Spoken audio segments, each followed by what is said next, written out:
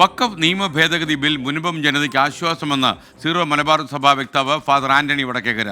വഖഫ് ഭേദഗതിക്കുള്ള പിന്തുണ ഏതെങ്കിലും രാഷ്ട്രീയ കക്ഷികൾക്കോ മുന്നണിക്കോ ഉള്ള പിന്തുണയല്ല. കേരളത്തിൽ നിന്ന് സംസാരിച്ച എല്ലാ ജനപ്രതിനിധികളും മുനമ്പത്തിന് അനുകൂലമാണെന്നും ഫാദർ ആന്റണി വടക്കേക്കര പറയുന്നു.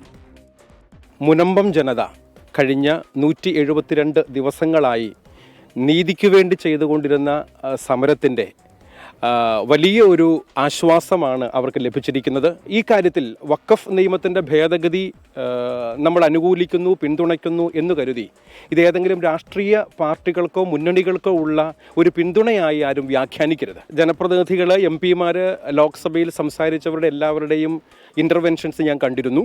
അവരുടെ എല്ലാവരുടെയും സംസാരങ്ങളിൽ പ്രധാനമായും മുനമ്പം ജനതയുടെ നികുതി അടയ്ക്കാനും കൈവശാവകാശ രേഖ സ്വന്തമാക്കാനും ഉള്ള അവകാശം സംരക്ഷിക്കപ്പെടണമെന്ന് തന്നെയാണ് അവരെല്ലാവരും സംസാരിച്ചത്.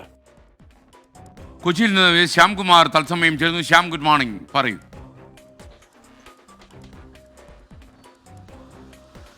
Good morning. മുനമ്പം വിഷയത്തിൽ സഭ അവരുടെ നിലപാട് വളരെ വ്യക്തമായി തന്നെ പറഞ്ഞിരിക്കുന്നു. മുനമ്പത്തേത് നീതിക്ക് വേണ്ടിയുള്ള ഒരു നിലവിളിയായിരുന്നു, അതിന് പരിഹാരം ഉണ്ടായിരിക്കുന്നു എന്നുള്ളതാണ് സഭയുടെ നിലപാട്. പക്ഷേ വഖഫ് വിഷയത്തിൽ പിന്തുണ കൊടുത്തത് അതൊരു രാഷ്ട്രീയ കക്ഷിക്കുമുള്ള ഒരു പിന്തുണയായി വ്യാഖ്യാനിക്കേണ്ട എന്നും പറയുന്നു. സർക്കാരുകൾ എടുക്കുന്ന തീരുമാനങ്ങളെ പോസിറ്റീവായും നെഗറ്റീവായും സഭ എല്ലാ കാലവും സമീപിക്കാറുണ്ട്.